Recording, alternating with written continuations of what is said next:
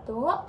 Saya Adin Amalia Salihah dari D4 Akuntansi Keuangan kelas 1C dengan NPM 734240050 akan menjelaskan mengenai materi bank tentang pengantar sistem keuangan.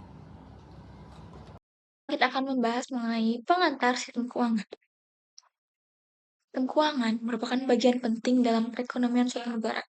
Sistem ini mencakup berbagai lembaga, pasar, instrumen, dan mekanisme yang digunakan untuk mengalokasikan sumber daya keuangan dari pihak yang memiliki surplus dana ke pihak yang membutuhkan dana. Lalu ada lembaga keuangan, di mana yang memegang peran utama dalam menjaga stabilitas dan efisiensi keuangan. Lalu ini ada tujuan pembelajarannya, seperti kita diharapkan mampu memahami konsep dasar sistem keuangan, mengidentifikasi jenis-jenis lembaga keuangan, menganalisis peran dan fungsi. Lalu yang pasti berdiskusi untuk mengenal dampak lembaga keuangan terhadap stabilitas ekonomi. Masuk ke komponen sistem keuangan. Yang pertama ada lembaga keuangan, yaitu bank seperti bank sentral, bank umum, dan bank syariah.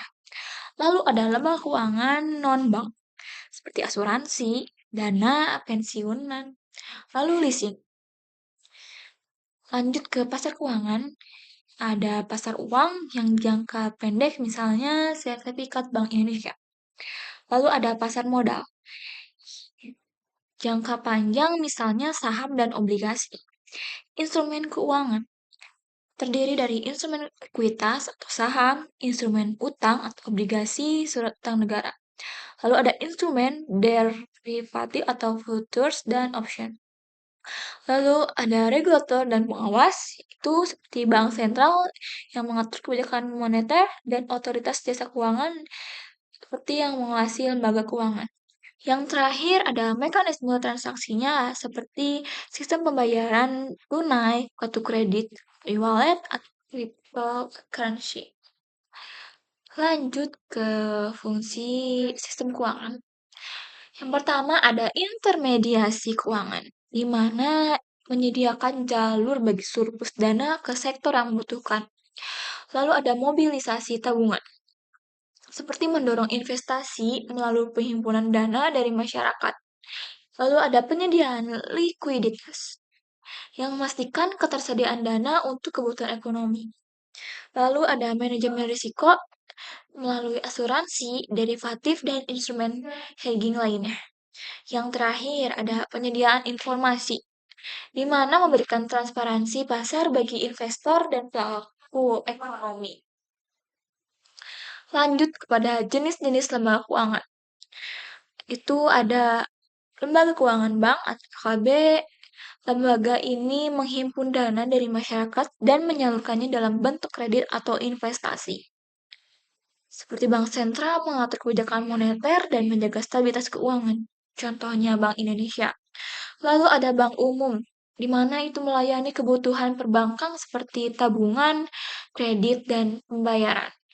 Lalu ada bank Perkreditas Rakyat atau BPR, di mana bank itu menyediakan layanan perbankan dengan cakupan terbatas, terutama bagi UMKM.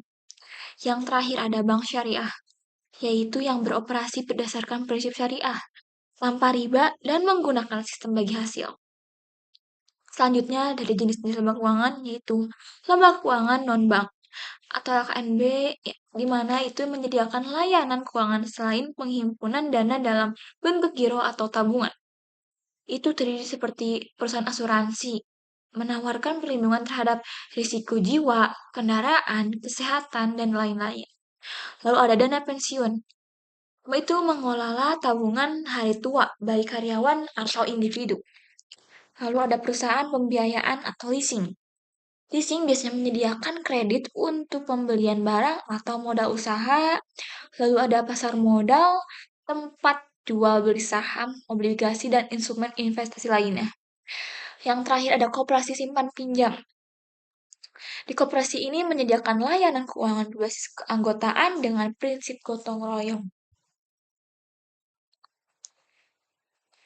Dan lanjut kepada peran lembaga keuangan dalam perekonomian, itu terdiri dari 4 poin yang saya akan sampaikan, yaitu intermediasi keuangan. Menyalurkan dana dari pihak yang memiliki kelebihan dana ke pihak yang membutuhkan dana, seperti peminjam. Dari penabung ke peminjam. Lalu mengurangi risiko melalui diversifikasi portofolio. Lalu ada menyediakan likuiditas, di mana itu memungkinkan transaksi ekonomi dengan menyediakan mekanisme pembayaran seperti tabungan, giro, dan instrumen keuangan lainnya. Lalu poin yang ketiga ada membantu stabilitas ekonomi, seperti mengontrol inflasi dan suku bunga melalui kebijakan moneter yang diterapkan oleh bank sentral, menguasai stabilitas keuangan untuk mencegah krisis ekonomi. Yang terakhir ada mendukung investasi dan pertumbuhan ekonomi, seperti menyediakan kredit untuk investasi di sektor bisnis dan industri, membantu masyarakat memperoleh akses terhadap pembiayaan untuk kegiatan ekonomi produktif. Lanjut terhadap fungsi lembaga keuangan. Itu ada yang pertama ada penghimpun dana. Seperti menerima dana dari masyarakat dalam bentuk simpanan atau investasi, lalu ada penyedia layanan keuangan yang memberikan berbagai layanan seperti asuransi, investasi, dan transaksi valuta asing. Lalu ada penyaluran kredit, itu ada memberikan pinjaman kepada individu, bisnis, dan pemerintah. Terakhir ada pengelolaan risiko keuangan, seperti menyediakan instrumen keuangan untuk mengelola risiko seperti polis asuransi dan lindung nilai atau hedging. Kita akan lanjut mengenai dampak lembaga keuangan terhadap stabilitas ekonomi. Ada 3 poin yang akan saya berikan, yaitu seperti lembaga keuangan memiliki peran penting dalam menjaga stabilitas ekonomi suatu negara. Lalu ada stabilitas ekonomi tercapai ketika sistem keuangan berjalan dengan baik, alokasi dana dilakukan secara efisien, dan risiko keuangan dapat dikelola dengan baik. Namun, jika lembaga keuangan tidak dikelola dengan baik, dapat terjadi instabilitas ekonomi yang berujung pada krisis keuangan. Selanjutnya ada dampak positif lembaga keuangan terhadap stabilitas ekonomi. Itu seperti menjaga stabilitas sistem keuangan. Lembaga keuangan seperti Bank Sentral, seperti Bank Indonesia, mengontrol inflasi suku bunga dan likuiditas dalam perekonomian untuk mencegah fluktuasi ekonomi yang ekstrem. Dan memfasilitasi investasi dan pertumbuhan ekonomi. Dengan menyalurkan dana kepada sektor produktif, lembaga keuangan mendukung pertumbuhan bisnis dan industri yang berkontribusi pada peningkatan PDB dan penciptaan lapangan kerja. Lalu ada mengelola risiko dan ketidakpastian.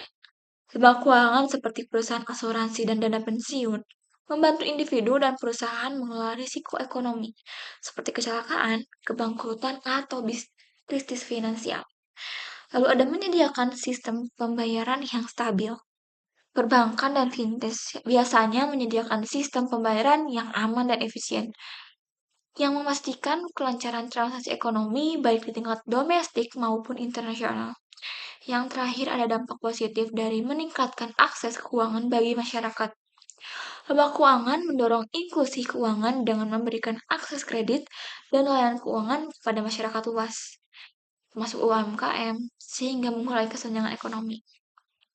Setelah memaparkan dampak positif, pastinya ada dampak negatif dari lembaga keuangan terhadap stabilitas ekonomi. Itu ada 5 poin. Yang pertama ada krisis keuangan dan resesi ekonomi. Jika lembaga keuangan mengalami masalah, likuiditas atau gagal dalam manajemen risiko dapat menjadi krisis keuangan yang berdampak luas, seperti yang terjadi pada krisis keuangan global 2008.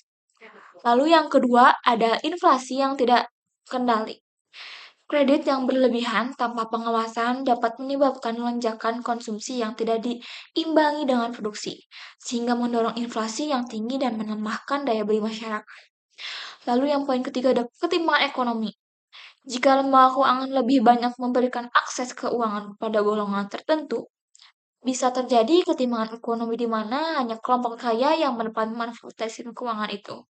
Lalu ada yang poin keempat, ada risiko gagal bayar dan kebangkrutan. Pemberian kredit yang tidak selektif Dan kurangnya regulasi dapat menyebabkan banyaknya kredit macet, yang pada akhirnya dapat mengguncang stabilitas sistem keuangan. Yang terakhir ada kejahatan keuangan dan ketidakstabilan pasar.